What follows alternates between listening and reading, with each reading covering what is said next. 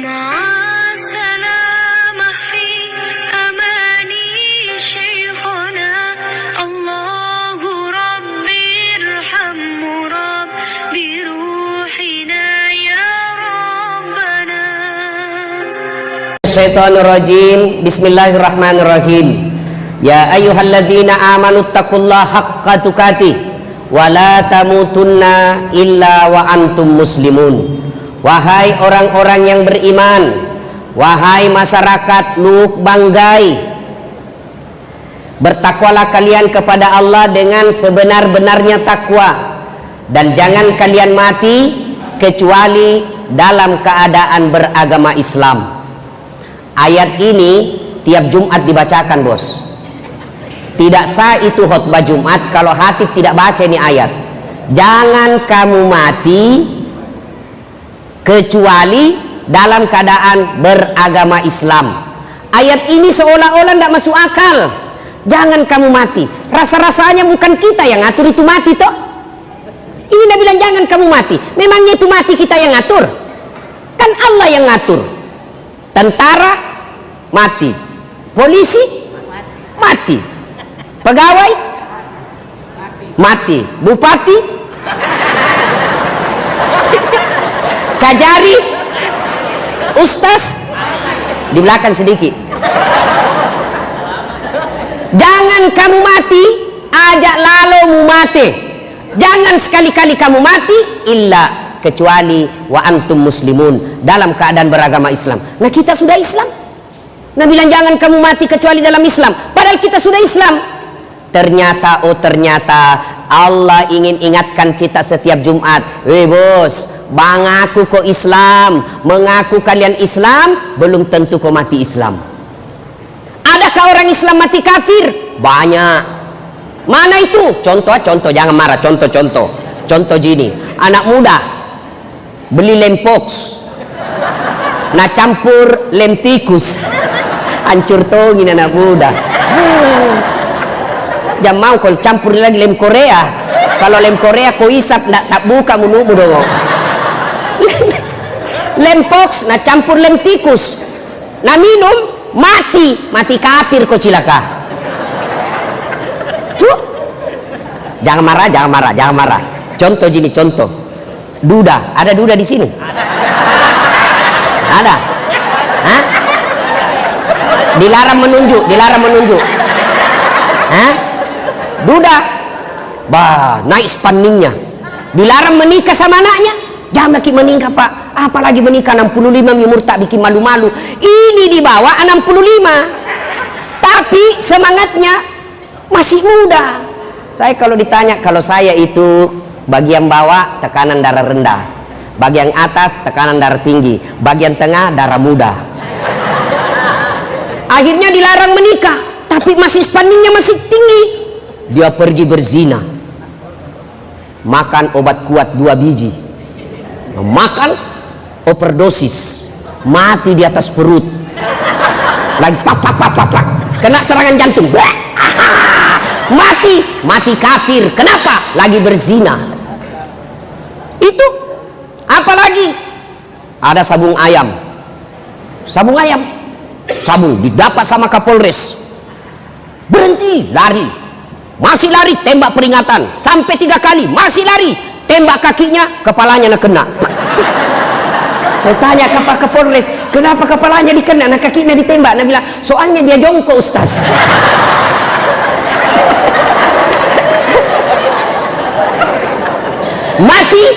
mati kafir. Kenapa? Lagi berjudi. Coba apalagi? Jangan marah. Contoh jadi. Ada anak sekolah pergi sekolah buru-buru, melanggar rambu lalu lintas, dikejar sama polisi. Kau melanggar, kau tidak lihat ini rambu-rambu? Saya lihat pak. Kenapa kau langgar? Saya tidak lihat bapak. Ini kalau di sidang 250.000. Tidak ada uangku pak. Berapa uangmu di situ? 40 ji pak. Sini itu. Apa saya beli bensin? Sudah ambil 30, mari 10.000. Sudah. Ini polisi India ini, bukan di Polres Lu Timur Bangga, bukan. Ini polisi India pak, Direktur PJ. Ya toh? Nah, sudah itu uang yang 30.000 tadi dia pergi makan coto. Coto 2,18, 2 mangkok coto 18 ketupat. Kenapa ketupatnya gratis? Begitu kenyang sekali, dia keluar dari warung coto, disambar geng motor. Pak, mati kafir. Kenapa? Ada barang sogok dalam perutnya. Nauzubillah min zalik. Makanya insya Allah kita tidak akan mati lagi berjudi. Kita tidak akan mati dalam keadaan berzina. Kita tidak akan mati dalam keadaan rampok. Yang kita khawatirkan kita mati padahal baru saja kita makan barang haram. Itu tiap Jumat mengingatkan ke Allah, jangan kamu mati kecuali dalam keadaan beragama Islam. Yang bisa membuat kita mati kafir, mulut. Wa qala idan, Allah kemudian berfirman, Bismillahirrahmanirrahim, ya ayyuhalladzina amanu dakhulu fis-silmi kaffatan wa la tattabi'u khutuwatis syaitan innahu lakum adu mubin. Wahai orang-orang yang beriman, masuklah engkau ke dalam Islam secara sempurna, Islam secara benar, bukan Islam pil caleg, bukan Islam karena pilkada, bukan Islam karena pilpres. Islamlah secara benar. Jangan percaya Islam karena mau pilpres, pil caleg. Ini kalau mau pil caleg itu politisi penampilannya kala-kala ustad. Pakai songkok, pakai gamis, pakai serban, mulus mukanya Pak, mulus. Itu saya lihat caleg-caleg itu balehonya gagan, tidak ada jerawatnya Pak, putih semua, putih. Begitu saya lihat aslinya, hancur. Jerawatnya sini, jerawatnya sini. Ternyata kamera 360. Jangan kau percaya caleg begitu mukanya saja nak tipu ki. Jangan percaya mukanya saja dia tipu kita. Ternyata dia sudah tua, nak crop ini anunya, kasih mulus-mulus, nak kasih hilang jerawatnya. Jangan percaya. Apalagi caleg sekarang Pak, macam-macam fotonya. Ada nak kasih dibawa kepalanya. Dibawa kepalanya Pak, nak gantung-gantung. Baru nak bilang siap jungkir balik untuk rakyat. Caleg masuk lagi.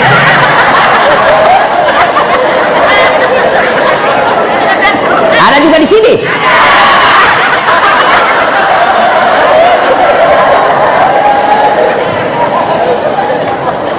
Wa qala idan, ya, wala tattabi'u khutuwatis syaitan, dan janganlah engkau ikuti langkah-langkah setan, karena sesungguhnya setan itu musuh yang nyata bagi kalian.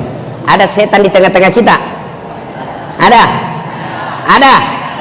Ada Pak. Meskipun kita lagi ceramah dalam masjid, ada setan. Apa setan yang ada di tengah-tengah kita? Bentuknya handphone. Apa? Handphone. Orang sudah ceramah masih menggesek. Simpan dulu tuh HP-mu cilaka. Dengar kau dulu ceramah bos, simpan dulu. Nggak enak kita ceramah seolah-olah nggak lu bati-bati bela. Simpan dulu HP-mu, simpan dulu. Jangan pura-pura lagi mau foto.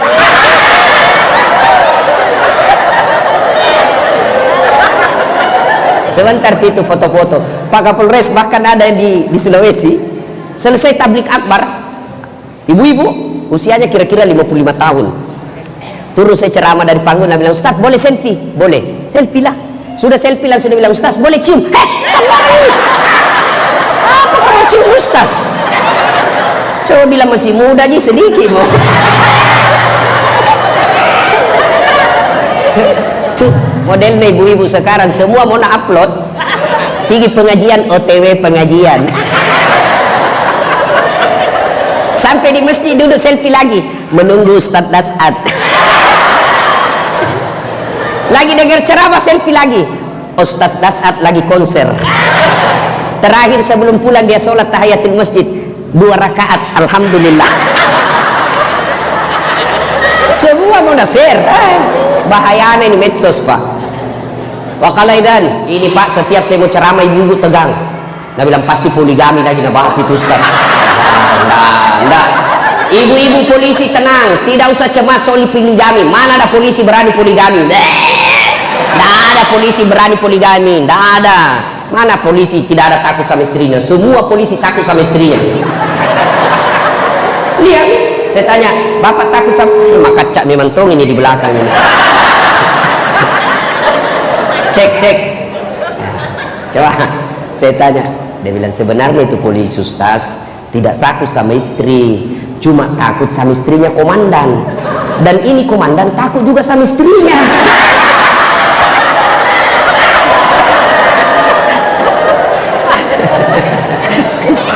Bercanda ya. Tapi Ibu Kapolres waspadalah. Suami ibu ini pangkatnya tinggi, gagal lagi.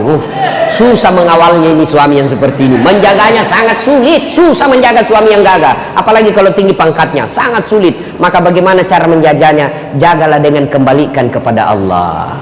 Minta tolong kepada Allah, ya Allah lindungi suamiku. Tidak usah diinterogasi 24 jam. Baru 1 jam pergi menelpon, di mana Ki Pak? Di mana Ki? Saya di kantor. Bohong, coba foto baru kirim. Waduh, setengah mati kita kalau kau kasih begitu Ki Bos.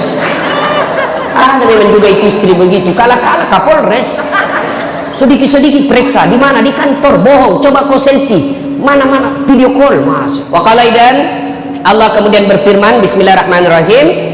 Innallaha wa malaikatahu yusalluna ala nabi ya ayyuhalladzina amanu sallu alaihi wa sallimu taslima.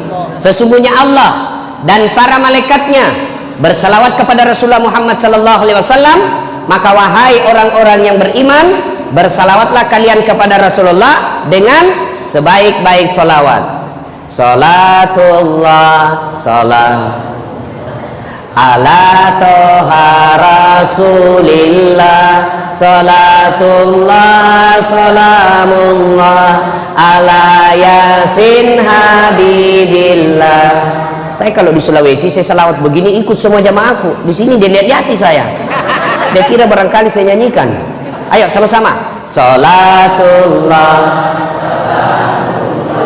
ala toha rasulillah, salatullah salamullah ala yasin habibillah.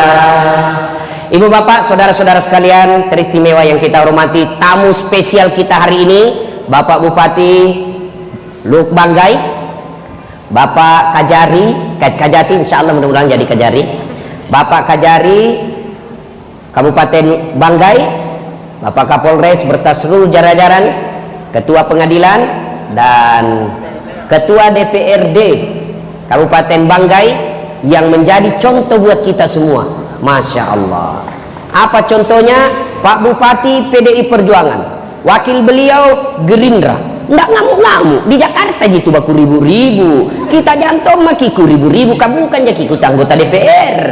Coba belajarlah kita dari sini. Nah, kali ini kita tablik akbar, temanya memelihara ukhuwah, memelihara persaudaraan. Itu inti pembicaraan kita. Dua pembicara sebelumnya mengajarkan kepada kita untuk bersaudara, jangan berpecah belah. Dan persaudaraan itu biasanya selalu diawali dengan banyak teman. Saya mau tes hari ini, Polri, saya kasih hadiah. Siapa anggota Polres Banggai yang bisa menghafal 5 sahabatnya, namanya temannya? Ayo, saya kasih hadiah. Ayo, 5 mau, jangan mau 10. 5 teman kalian, polisi, sama-sama polisi, namanya lengkap. Siapa yang hafal? Saya kasih hadiah. Ayo, angkat tangan. Ayo, sini bos. Ya, kita buktikan. Ya, alhamdulillah. Pak Deki, tapi sebelum jawab pertanyaan itu ada passwordnya. Pertanyaannya, siapa namanya neneknya Kapolres? Ayo, apa ini? Jawab memang nih. Parah, belum tentu juga dia tahu ini orang. Belum tentu juga dia tahu ya, ini namanya polisi yang tidak kehilangan akal. Siapa namanya neneknya Kapolres? Abdul Latif. Belum tentu juga Bapak tahu. Atau lebih gampang lagi, silakan mohon izin saya tanya sama Kapolres. Lebih aman. Nah, coba Bapak sebut 5 sahabat Bapak di kesatuan Bapak. 1 Chandra Esa, 2 Sugimi Esa, 3 Ronald Esa, 4 Sutakwan Esa, 5. Ayo. Zulkifli Esa. Zulkifli. Pak, itu baru 5. sudah sempat mati akal. Ini bagaimana kita mau mengakui persaudaraan kalau teman kita tidak tahu namanya? Belum lagi kalau saya tanya, bapak ini yang sudah duduk di samping, sudah baku tahu enggak kenal di samping kiri kanan? Ayo, ini aja dulu yang sederhana. Ini di belakang kita tahu namanya enggak? Kanan kiri tahu enggak namanya? Itu aja dulu yang namanya persaudaraan. Kita sekarang karena medsos berdekatan tapi tidak baku sapa. Dalam Islam, jangankan yang begitu, bapak bilang, "Hoci." Bapak ucapkan, "Alhamdulillahirabbil alamin." Alhamdulillah. Apa jawabannya di samping? Yarhamkallah. Samping itu dia jawab lagi, "Yahdi bikumullah." Sudah itu apa? Ya sudahlah. Itu artinya tidak boleh orang cuek di samping kita. Hati, alhamdulillah. Yang di samping kita tidak boleh diam. Kau jawab, "Yarhamkallah." Sudah itu tidak boleh kau cuek juga di sampingmu. Yahdi bikumullah. Itu Islam. Hari ini nama samping kita saja tidak. Pak Deki sudah berhasil mengetahui dengan baik nama temannya 5. Oleh karena itu saya kasih hadiah. 100.000 rupiah. Bos, beda rasanya itu uang Kapolres dengan uang Ustaz. Sudah, terima kasih Pak Deki. Silakan duduk. Makasih. Pak, ada yang punya korek? Siapa punya korek? Macis. Colok. Ayo, kasih saya. Saya pinjam. Berarti ada perokok di sini. Pak, korek kecil. Tadi saya kasih uang Pak Deki 100.000. Kira-kira kalau saya minta lagi uang dari Pak Deki, mari tuangku. Bagaimana perasaannya beliau? Kurang ajar ini Ustaz. Kasih malu saya. Ayo. Yang lebih parahnya lagi, uang yang saya ambil tadi itu, ya, nih. Bagaimana perasaan Bapak kalau ini uang saya bakar? Bagaimana? Tega enggak? Takaburnya itu Ustaz. Masa uang 100.000 dia bakar? Sudah lagi dia kasih orang, dia minta lagi baru dia bakar di depannya. Bagaimana perasaan kita? Hancur? Jengkel? Begitulah orang yang memutuskan silaturahmi. Rasulullah Sallallahu Alaihi Wasallam bersabda, "Tabi, ambil kembali yang punya korek. Saya doakan mudah-mudahan berhenti merokok." Itu orang perokok Pak, kayak orang belen-belen saya lihat. Coba lihat orang kalau merokok kayak dongok-dongok tuh.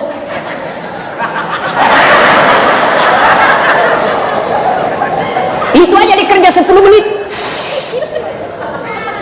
Sekali-kali isap kunyah. Masa uang 20.000 kau buang-buang?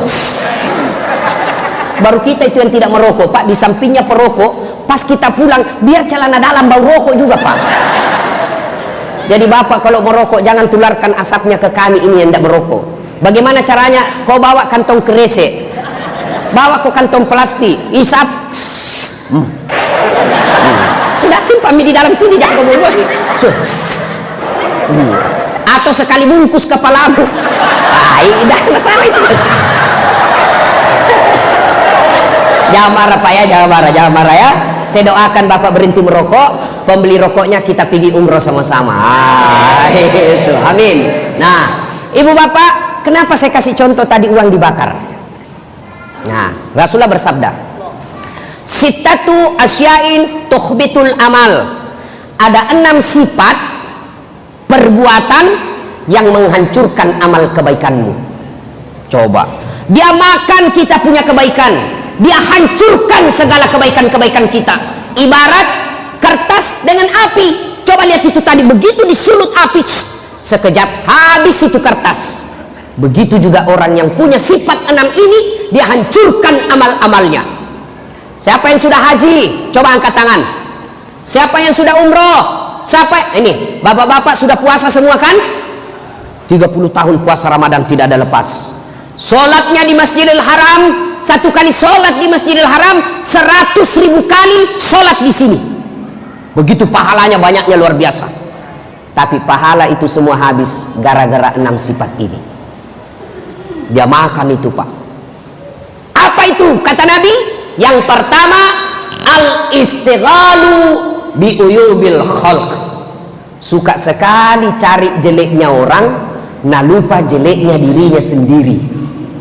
Nah ini tukang gosip, penyakitnya ibu-ibu di belakang. Apalagi kalau dia asrama, semua mau gosip. Lewat tetangganya langsung dia, ku tahu gitu nak pakai jilbab, kenapa kak keriting rambutnya? Sudah, orang pakai jilbab dia celah pak. Sudah, lewat lagi yang satu, enggak serasi kudungnya, iyo kayak umbul-umbul.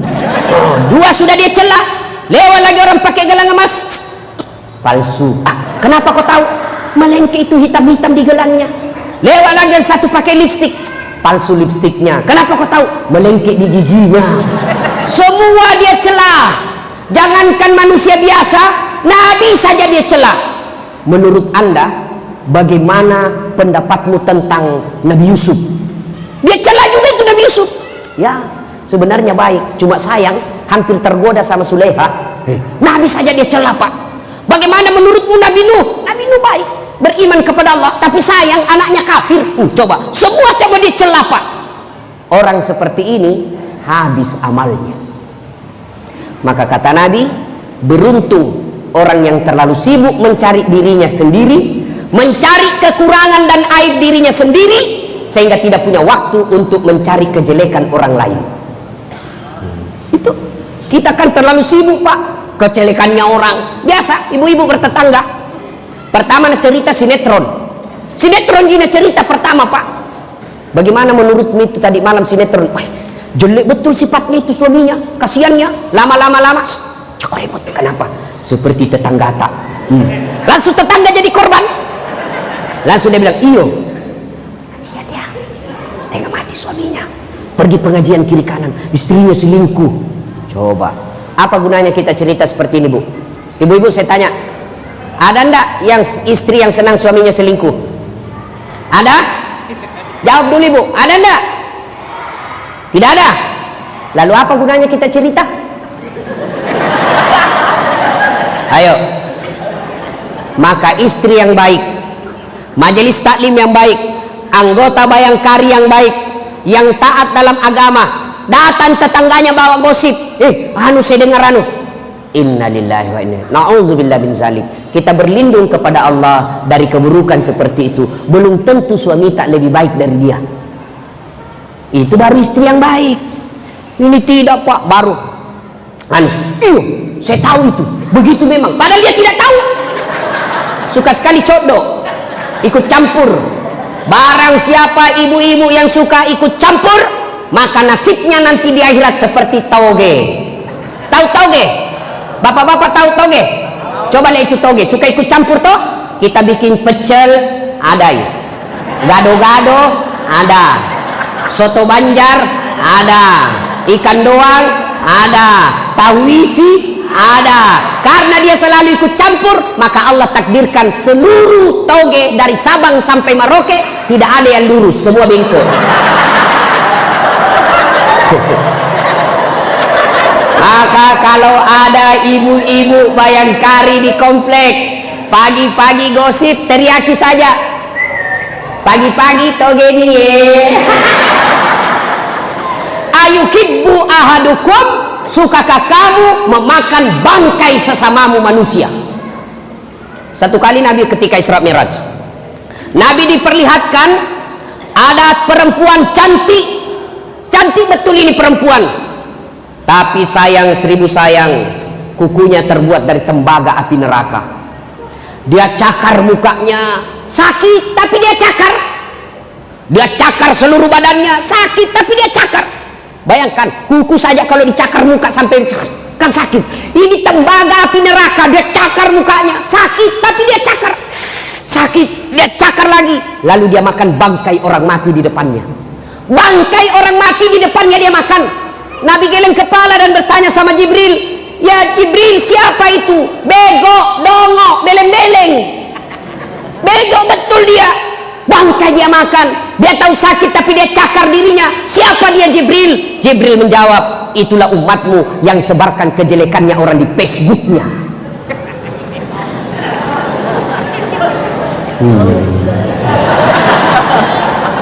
Apa gunanya kita sebar jeleknya orang? Bapak kenal saya? Kenal saya dari mana? Dari YouTube Ustaz. Kenal saya dari mana? Dari Facebook. Kenal dari mana? Dari viral-viral Instagram. Apa yang saya cerita kejelekan orang? Saya dikenal orang bukan karena cerita aibnya orang. Saya dikenal orang kenapa? Karena menyebarkan kebaikan, bukan menyebarkan kebencian. Maka bodoh orang yang suka menyebarkan kebencian, apalagi berita-berita bohong. Jangankan berita bohong, berita benar saja dilarang disebarkan apabila itu ada kehancuran di dalamnya. Saya ulang, jangankan berita bohong, berita benar dilarang dalam Islam kalau itu disebarkan, kalau hanya menghancurkan perdamaian. Contoh, satu kali Abu Hurairah radhiyallahu anhu, Abu Hurairah lari-lari. Abu Hurairah ini sahabat paling banyak meriwayatkan hadis. Lari-lari mau ke pasar, didapat sama Umar, ditahan. Hei Abu Hurairah, mau kemana buru-buru? Gak lari-lari, saya mau mengumumkan pengumuman penting. Apa itu? Baru saja Nabi saya dengar mengucapkan, siapa yang mengucapkan 2 kalimat syahadat, dia baca la ilaha illallah Muhammad Rasulullah, diyakini sampai mati, orang itu pasti masuk surga. Umar penasaran, betulkah Nabi bilang begitu? Iya. Saya tidak percaya. Akhirnya Nabi bilang, Umar, tunggu dulu bos, kita pergi dulu tanya Nabi. Dalam teori jurnalistik ini yang disebut check and recheck. Saya mengajar mata kuliah komunikasi di Unhas, Pak. Saya dosen komunikasi. Dipanggillah Abu Hurairah menghadap sama Nabi. Ya Rasulullah, ini Abu Hurairah mengatakan, Anda mengucapkan, siapa yang mengucapkan 2 kalimat syahadat diyakini sampai mati pasti masuk surga. Apa betul itu ya Rasul? Kata Nabi, ya betul Umar. Kata Umar, dia mau ucapkan di pasar, dia mau umumkan di pasar. Iya, kenapa? Ya Rasulullah, apa tidak sebaiknya? Umar punya usul, Umar punya pendapat. Ya Rasul, hadis ini, pernyataan ini jangan diumumkan di pasar. Kenapa? Saya takut orang salah paham. Biar kau mencuri, yang penting syahadat masuk ke surga. Biar kau berzina, yang penting kau syahadat masuk ke surga.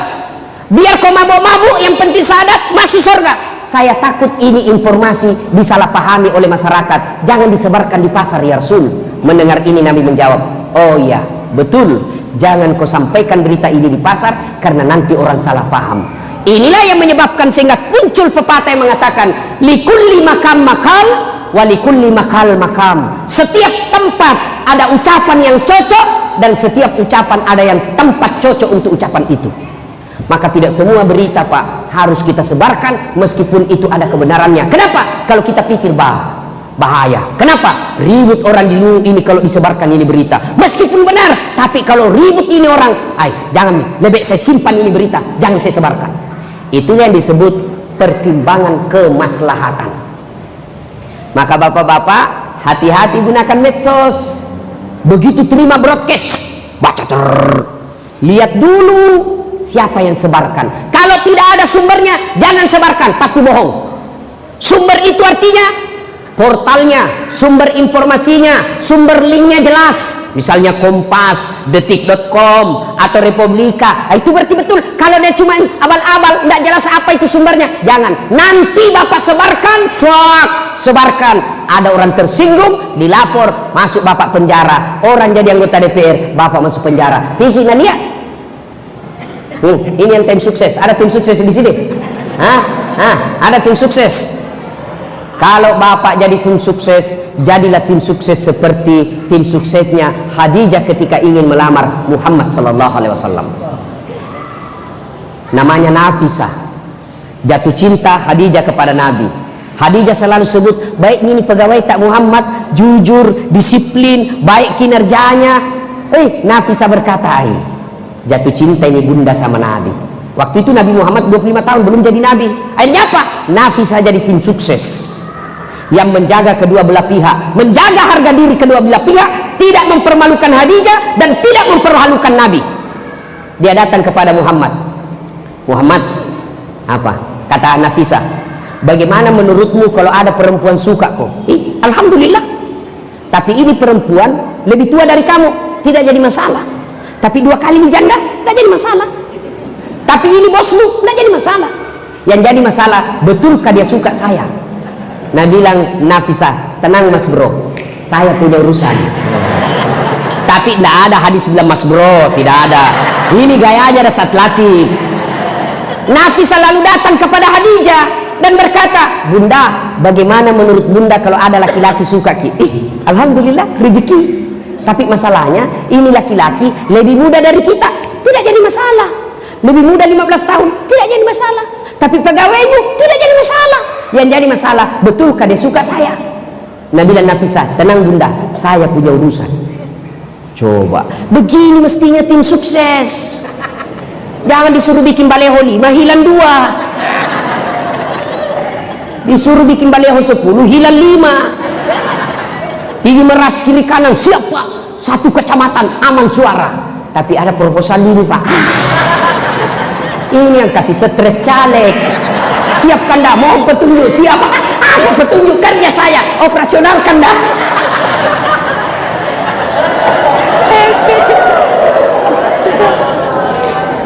Pak, jangan memeras caleg. Caleg, jangan bodoh-bodohi rakyat. Sudahlah. Kenapa negara kita hancur ini pak? Jangan salahkan anggota DPR saja.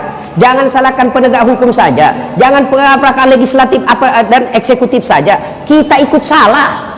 Bapak diajak sosialisasi, ayo kami akan menyampaikan visi misi kenapa kami maju anggota DPR. Tapi apa yang langsung Bapak bilang? Ada gitu ongkosnya, ada jianunya, pembeli rokoknya. Bapak juga rusak otaknya. Ayo, kalau mau negara baik, ayo hilangkan money politik. Anggota DPR jangan sogok rakyat, rakyat jangan mau disogok. Angkat negara kita pak. Tidak usah demo kiri kanan, tidak usah protes kiri kanan, mulai dari diri sendiri. Abdi nafsi, mulailah dari diri kita. Kita marah kalau kita lihat pejabat korup. Bagaimana mereka tidak korup? Mau jadi pejabat saja beli partai berapa miliar. Dan itu dari mana? Bapak sendiri yang minta disogok. Sogok 300.000 untuk nyoblos, bapak masuk neraka. Yang disogok dan menyogok sama-sama masuk neraka. Saya tidak disogok Ustaz, saya kasih ketemu sama.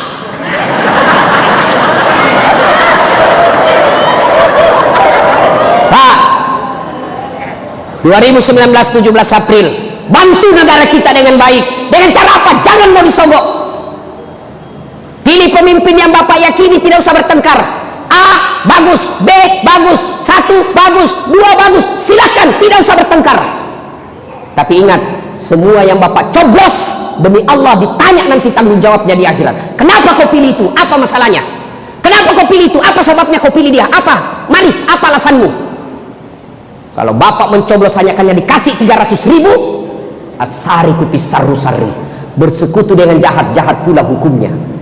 Bapak kalau mau bantu kepolisian, ada orang datang bawa beras, bawa baju, bawa money politik, rekam, bawa di polisi, lapor di Panwas, tangkap, itu merusak negara kita. Setuju? Setuju? Betul? 500.000.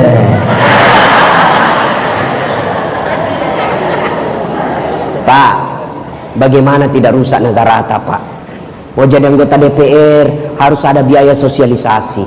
Akhirnya orang yang baik, cerdas, jujur, tidak berani maju pilcaleg, tidak ada uangnya. Akhirnya yang menjadi caleg apa? Pengusaha-pengusaha tipe C, tambang tipe C. Akhirnya apa? Bapak dibeli 300.000. Begitu terpilih Bapak tidak datang. Kenapa itu anggota DPR tidak pernah datang ke kami? Kenapa mereka tidak pernah datang reses ke kami? Apa dia bilang anggota DPR? Ngapain saya datang sama kamu? Kan sudah mau kuku bayar. Masih mau kok. Yang ketawa, saya serius ini. Ayo, 2019 saatnya memperbaiki negara. Dengan cara apa? Bapak jangan buta politik, jangan bercerai-berai, jangan berpecah belah. Datang tim suksesnya A nomor 1 ini, alhamdulillah bagus. Datang tim suksesnya 2, alhamdulillah bagus. Siapa kita pilih nanti sambil berhajat kepada Allah. Saya salat istikharah dulu, nanti di TPS saya tentukan. Sudah, jangan siapa ini di atas 5 suara Pak, tapi 500.000 1 suara. Siapa? Sudah dikasih 500.000, begitu pergi TPS ada yang kasih 600.000, lupa 500.000. Ini yang kasih hancur negara. Akhirnya apa? Bagaimana negara? Coba kita lihat, jembatan belum diresmikan sudah roboh. Bagaimana tidak roboh? Semennya tidak sesuai. Bagaimana tidak sesuai semennya? Kenapa? Sudah diambil jatah 20% proyek. Bagaimana tidak keluar 20%? Sudah habis waktu sosialisasi. Maka kita juga ikut berpartisipasi merusak negara kita. Kontraktor, jangan kasihan ambil uang rakyat. Ada kontraktor di sini? Ada? Ada?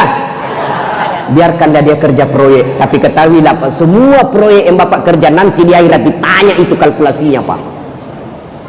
Pernah dengar kontraktor di akhirat? Ah, pernah?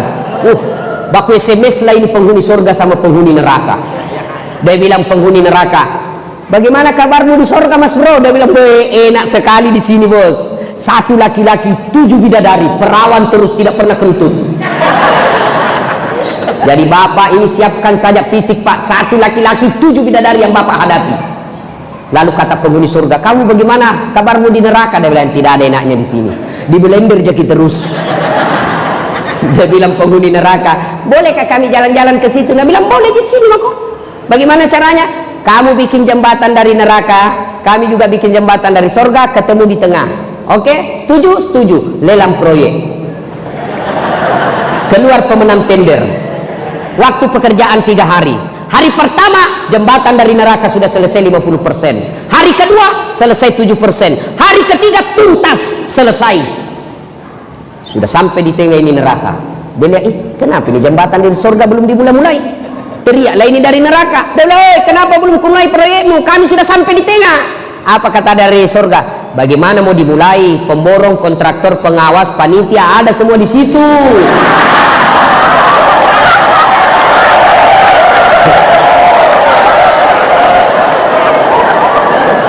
Di sini kasihan, hanya ada di sini penghafal Quran sama imam. Selalu salah kalkulatornya. Ini cerita tapi berpikirlah bapak-bapak kepala dinas. Yang suka kerja sama panitia, hati-hati Pak Kajari menunggu. Bapak saudara-saudara sekalian, kembali pada pokok persaudaraan. Wa'tasimu bihablillahi jami'an wa la tafarraqu. Berpegang teguhlah engkau kepada tali persaudaraan agama Allah dan janganlah bercerai-berai. Saya tanya, Bapak tiap hari makan nasi? Ya? Berapa kali makan sehari? Minimal 3 kali. Kenapa enak makan nasi? Kenapa? Ada yang tahu? Kenapa enak makan nasi? Karena makannya sama-sama. Coba kalau nasi dimakan satu-satu, mana enaknya? 1 biji. Wah, sampai sore tidak selesai Pak. Maka orang yang berpecah belas jelek itu Pak. Kita makan enak itu nasi. Kenapa? Karena kita makan sama-sama itu satu kempal. Coba kalau satu-satu biji, repot nak makan itu Pak. Coba, ayo. Tadi ada hujan, enak nak hujan? Ditunggu para petani. Kenapa nyaman hujan? Kita berhujan-hujan waktu kecil. Kenapa? Karena turunnya rame-rame. Coba kalau hujan turun satu-satu, lama baru selesai Pak. Maka tidak ada senang itu yang bercerai-berai Pak. Bersatu kita teguh, bercerai kawin lagi. Ulama mengajarkan umat Islam itu seperti jari ini. Coba lihat jari ini Pak, kompak, berbeda, ada kelingking, ada jari manis, ada jari tengah, ada telunjuk, ada jempol. Enak, berbeda fungsi, berbeda tempat, tapi satu tujuan, bekerja menyenangkan apa yang diperintahkan oleh saraf. Kenapa ini hebat? Coba kalau dia bersatu, jempol jari-jari menyatu, dia bisa kasih gugur kepalanya orang kalau kau ganggu istriku. Jaga kok kalau kau ganggu istriku, jaga kok. Coba, kenapa? Karena dia kompak. Kalau dia cuma sendiri Pak, apa yang bisa dikerjain jari kelingking? Apa bisa dikerja? Apa bisa dikerja? Menyatu Pak. Coba Nabi jelaskan, orang Islam itu seperti badan ini. Coba lihat badan kita Pak, tangan kanan sakit, tangan kiri yang selesaikan. Gatal tangan kanan, kiri yang garuk. Gatal tangan kiri, kanan yang garuk. gatal dua-duanya, kerjasama. Begitu mestinya kita orang yang ada di Luwu. Berbeda fungsi. Coba, kata Nabi, umat itu seperti satu sistem, satu mobil lah misalnya. Orang Islam itu, orang Luwu itu, Luwu Banggai seperti mobil, kompak, tidak boleh ada yang merasa lebih hebat. Pak Bupati tidak boleh merasa hebat dari masyarakat. Kenapa? Jadi bupati karena ada rakyat yang pilih. Kenapa? Contoh paling sederhana. Kenapa kita enak ceramah di sini? Bapak-bapak enak duduk. Kenapa? Karena ada yang bapak lihat ceramah. Saya tidak boleh merasa saya paling jago di sini. Kenapa? Mungkin saya jago karena ada bapak dengar saya. Coba kalau saya ceramah sendiri tidak ada yang dengar, Pak. Orang lewat dia bilang, Pak Kapolres lama itu gila-gila Pak Ustaz. Coba, ini saja sudah jadi contoh. Ada jadi Kapolres, ada jadi bupati, ada kajari, ada ustadz, ada jamaah. Kompak kita, Pak, sehingga kita enak di sini. Pak Bupati tidak boleh merasa lebih hebat dari rakyat. Kenapa? Beliau jadi bupati karena ada rakyat yang pilih. Coba kalau tidak ada yang pilih, Pak, bapak dilantik tidak ada yang pilih, pasti orang bilang sakit-sakit kasihan itu. Mengaku nih kasihan bupati. Coba itu enaknya persaudaraan, Pak. Rakyat juga tidak boleh sewenang-wenang sama bupati. Kenapa? Bapak bisa tenang begini karena ada bupati yang mimpin kita. Coba kalau tidak ada bupati di sini, bertengkar semua orang mau jadi bupati, baku tembak. Itulah enaknya. Contoh mobil, tidak boleh ada merasa lebih hebat dari yang lain. Ban, nah bilang ban, saya paling hebat di sini. Kalau tidak ada ini ban, tidak bisa jalan ini mobil. Tersinggung rem. Nah bilang, bagi bos. Ya lama kau paling tidak pakai rem. Apa? Bapak Kapolres mau naik mobil tidak ada remnya? Mercy, Pak, mercy. Bapak naik tidak ada remnya, mana mau, Pak? Tersinggung bensin. Nah bilang kau saja yang hebat, ban. Kau hanya yang hebat rem. Saya juga berharga. Kalau tidak ada bensin, mana mobil bisa jalan? Bisa kalau disuruh dorong sama Kapolsek. Kapolres di atas, Kapolsek mendorong. Nggak enak, Pak. Ayo, itu makanya tidak boleh merasa lebih hebat. Di sini Luwu Banggai ada jadi bupati, ada jadi Kapolres, ada jadi dandim, ada jadi anggota DPR, ada jadi nelayan, ada jadi pengusaha, ada rakyat biasa, jadi guru, ada PNS. Berbeda fungsi, satu tujuan, mengangkat citra dan martabat kabupaten kita. Kalau orang Luwu Banggai ribut, kalau orang Banggai ribut, siapa yang rugi? Misal nih, ribut nih, nanti gara-gara pilpres, ribut membakar kiri kanan. Siapa yang ribut? Siapa yang rugi? Siapa? Siapa? Orang Pinrang? Orang Jawa Timur? Tidak. Siapa yang rugi? Orang Luwu Banggai. Maka kita punya kewajiban menjaga kerukunan ini. Kenapa? Karena kalau ribut kita sendiri yang rugi. Contoh lagi ya, pentingnya persaudaraan. Saya jalan malam-malam, jalan, tiba-tiba tahan tuh kakiku. Kaki tahan tuh, otomatis mulut langsung meniup. Cari sambil ambil handphone, ke sini. Padahal kaki yang tahan tuh ikut terlibat mulut, tangan, mata, ikut merasakan sakit. Tidak ada orang jalan-jalan tahan tuh kakinya, langsung rasa kok, sabsur kopi jalan. Jelas? Jelas? Wa'tasimu bihablillahi jami'an wa la tafarraqu. Berpegang teguhlah kalian kepada tadi persaudaraan agama Allah, janganlah engkau bercerai-berai. Satu yang menghancurkan amal kebaikan kita, al-istighalu bi uyubil khalq. Suka sekali cerita kejelekan orang, dia lupa kejelekan dirinya sendiri, dan inilah sumber terjadinya perpecahan. Nabi suatu ketika dia tanya sahabat, atadriuna manil muflis? Saudara-saudara sekalian, tahu tidak siapa yang bangkrut kelak di akhirat? Bangkrut? Macam-macam jawaban sahabat. Yang tidak sholat ya Rasul? Tidak, dia sholat. Yang tidak puasa ya Rasul? Dia puasa. Yang tidak haji padahal mampu? Dia haji. Kalau begitu siapa ya Rasul? Nabi menjelaskan, jarusu wa khati'ur rahim, tetangga yang jahat sama tetangganya dan yang memutuskan persaudaraan. Kaget semua sahabat. Kenapa bisa bangkrut? Nah dia sholat, dia puasa, dia haji, dia zakat, kok bisa bangkrut ya Rasul? Nabi menjelaskan, betul, hubungannya kepada Allah baik. tapi hubungannya kepada sesama manusia hancur. Ketika distor pahalanya di akhirat kelak, ya Allah, ini sholatku, datang tetangganya, tunggu dulu Tuhan, saya pernah di kesatuan sama-sama itu di Polres Banggai. Nah fitnah saya, katanya mobilku hasil korupsi, gara-gara fitnahnya 5 tahun ditunggak pangkatku, saya dikasih pindah ke pulau.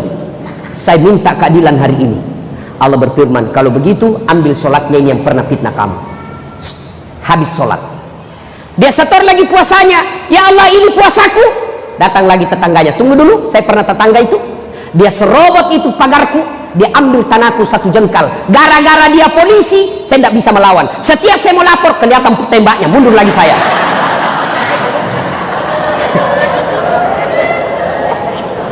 Saya minta keadilan hari ini Allah. Allah berfirman, kalau begitu ambil puasanya. Habis sholat, habis puasa. Datang lagi, dia store lagi, ya Allah ini hajiku. Datang lagi tetangganya, tunggu dulu Tuhan, saya juga pernah difitnah, katanya anakku yang lurus rambutnya bukan anaknya suamiku, karena suamiku keriting rambutnya. Dia tidak tahu anaknya lurus rambutnya karena sudah direbonding. Gara-gara fitnah. Gara-gara fitnahnya saya tinggalkan kampung. Allah berfirman, ya sudah, ambil hajinya.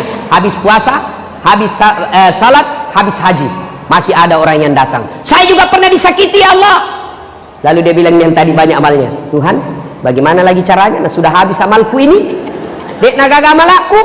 Allah berfirman, supaya adil, ambil dosanya orang yang pernah kau sakiti hatinya.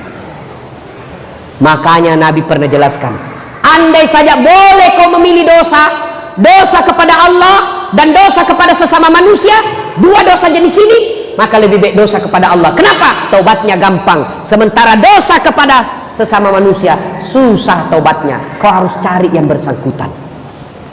Kalau bapak dosa sama saya, 1 syaratnya, 1 bertobat, 2 mengakui, 3 tidak mengulang, 4 bapak datang minta maaf sama saya, 5 kalau berkaitan barang, kasih kembali barangku yang pernah bapak ambil. Ustadz maafkan saya, kenapa? Pernah dulu kucuri sandal, kasih kembali sandalku. Baru betul. Selama bapak tetap ambil sandal saya, tobat bapak tidak diterima. Maka pegawai-pegawai yang pernah ngambil uang negara, kasih kembali pak, kasih kembali, termasuk yang ngambil printer di kantor. Jangan ketawa, saya serius ini. Ambil kertas di kantor, anak-anak tulis skripsi bapak, ambil 1 rim, kasih kembali itu. Semen, atap kantor, gorden rumah dinas, kasih kembali. Selama bapak tidak kasih kembali, nanti kalau bapak mati disuruh pikul itu semua yang bapak pernah ambil. Suruh pikul pak, sambil menunggu nama tak diadili. Begitu lewat pegawai tak, kita pikul itu mobil, kursi, kipas angin, kulkas. Lewat pegawai, kok pantas hilang kulkas di kantor.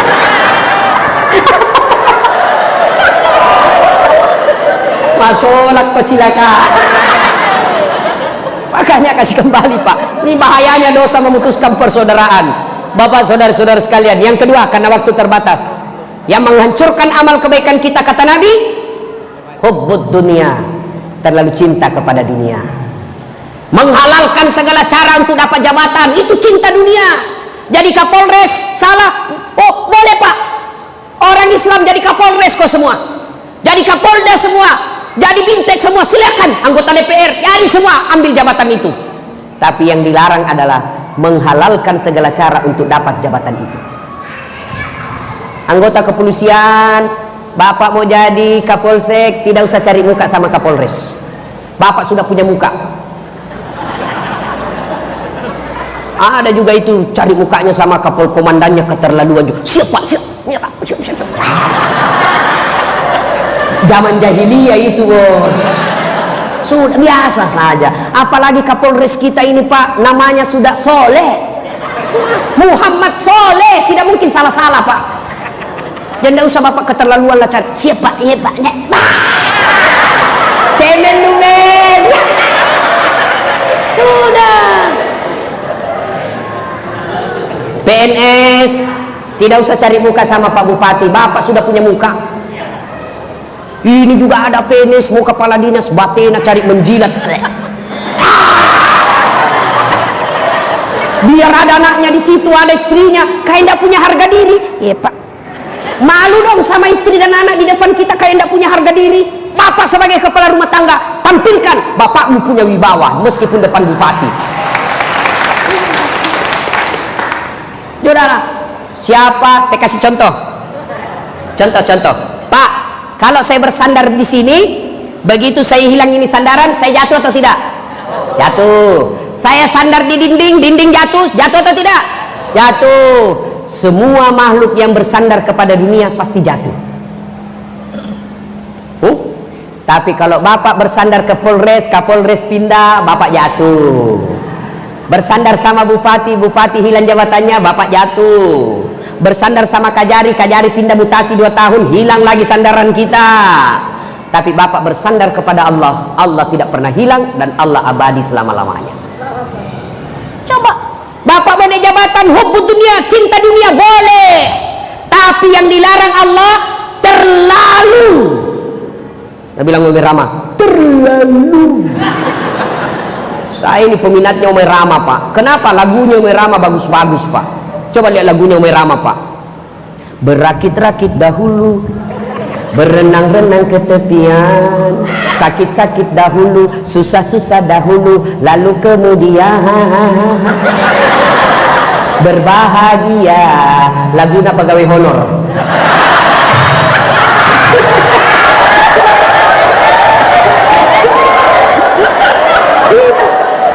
Lagunya Merama itu Pak dakwah. Coba pulang suaminya menyanyi lagi, Bu, lagunya Merama. Bila kamu di sisiku, hati rasa sahdu. Mengapa minuman itu haram? Karena merusak kepikiran. Mengapa berjudi juga haram? Karena itu cara binatang. Mengapa semua yang asik-asik itu diharamkan? Mengapa semua yang enak-enak juga diharamkan? Jawabannya,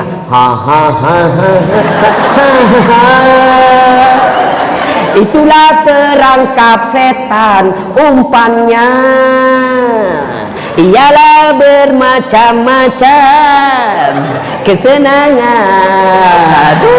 Itu lagu Umi Rama, Pak, dakwah di dalamnya. Apa? Anak-anak apa? Pulang-pulangku berbadan 2. Hancur, Pak. Yuk, jadi bupati boleh, jadi anggota DPR boleh, jadi Kajari boleh, jadi pejabat boleh, jadi orang kaya boleh, silahkan. Allah tidak melarangnya. Yang Allah larang adalah menghalalkan segala cara untuk mendapat jabatan itu yang disebut terlalu cinta dunia. Mana lagi ciri-ciri cinta dunia? Takut putih rambutnya. Begitu beruban rambutnya sedikit, nak kasih semir. Masuk di matamu, cik, Kenapakah kalau kita tua? Memang sudah sunnatullah. Umur 60 masa mau nampak seperti anak TK? Kelainan itu, Pak. Memang sudah sunnatullah itu. Terlalu cinta dunia, takut dibilang tua. Mana lagi terlalu cinta dunia, nganggap enteng ibadah. Itu terlalu cinta dunia. Hayya 'alas salat. Sebentar. Meeting. Hayya 'alal falah. Tunggu, lagi ada tamu. Itu nganggap enteng dunia, itu nganggap enteng ibadah. Cinta dunia, dipanggil tidak mau datang. Coba saya kasih contoh. Pak Kapolres. Ada ajudan Pak Kapolres? Ajudan, pasti ya. Semua Kapolres ada ajudannya. Jangankan Kapolres, Kapolsek ada ajudannya, Pak. Jangankan Kapolsek, ketua RT ada tuh ajudannya. Coba Hansip ada ajudannya, Pak. Coba kalau Kapolres panggil ajudan. Ajudan, siap. Biar lagi pegang jalan kote. Lagi dah pegang nih. Ajudan, siap Pak, perintah. Langsung dah buang jalan kote, siap Pak, perintah. Nah bilang Kapolres, kasih habis dulu itu dalam mulut. Siap, perintah. Itu enaknya polisi, Pak. Biar ditinjuk, siap salah. Ditinjuk perutnya, siap salah. Siap salah. Coba. Semua komandan ada ajudannya. Begitu komandan panggil, ajudan ajudan, langsung lari, siap, perintah. Biar lagi tidur-tidur Pak, langsung bangkit. Pernah kira-kira Pak Kapolres panggil ajudan, ajudan, tunggu dulu Pak, orang sibuk. Mana berani bilang mah kok disuruh ke pusat isi tunggang Belanda. Mana ada Pak. Padahal Kapolres ada mutasinya, Kapolres ada pensiunnya. Tapi begitu takutnya kita sama Kapolres kita, tapi begitu Allah yang panggil kita, hayya 'alas salat, apa kita bilang? Tunggu, lagi meeting. Kita Tuhannya suruh menunggu. Bagus kalau dia datang Pak, dari pagi sampai malam tidak datang-datang. Apa namanya kalau bukan kurang ajar? Coba, itu namanya cinta dunia. Yang ketiga, yang merusak amal, qillatul haya, kurang rasa malu. Saya tanya, Pak, kalau Bapak sholat cuma pakai celana dalam, tidak pakai baju, sah tidak sholatnya? Sah tidak? Sah? Tidak. Kenapa? Salah satu syarat sahnya sholat menutup aurat. Menutup aurat, aplikasinya, pelaksanaannya dalam kehidupan sehari-hari adalah orang yang baik sholatnya, tinggi rasa malunya.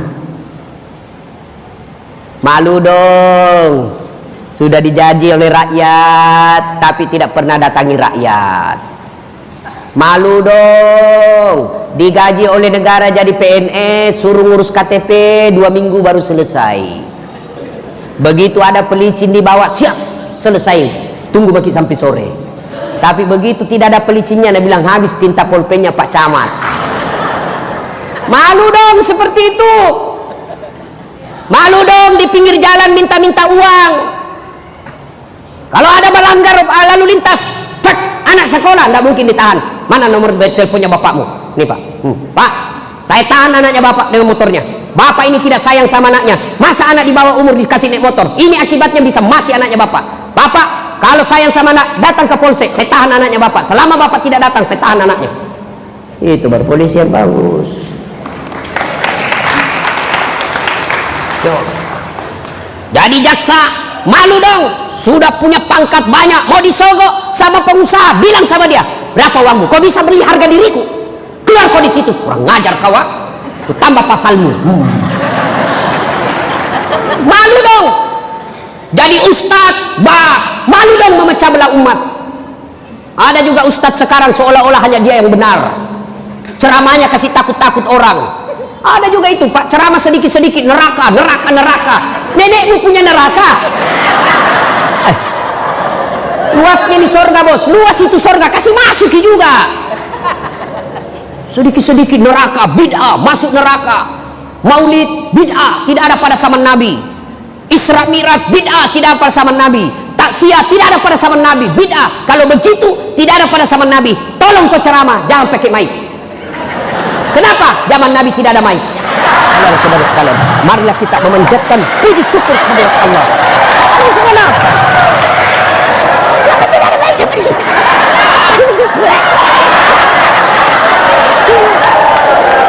Ada juga ustaz Pak, ada juga itu ustaz Pak, baru 3 bulan belajar agama, itu pun melalui YouTube. Nah kasih salah semua orang Pak, jangan mau bos, janji sedikit-sedikit bikin ceramah, judulnya bikin takut. 140 kesalahan orang yang sholat. 140, nah rukunnya saja cuma 13. Bagaimana caranya bos? Ada juga itu penceramah begitu, hanya dia mau masuk surga. Sampai saya Pak Kapolres ribut saya di Facebook, kira-kira 5 bulan yang lalu saya ribut di Facebook saya. Kenapa? Ada anak muda dia maki-maki saya, ini Ustaz dasar bicara-bicara sunnah lalu dia tidak sunnah.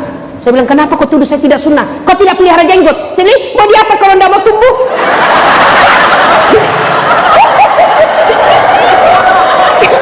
Gara-gara jenggot dia marah-marahin saya.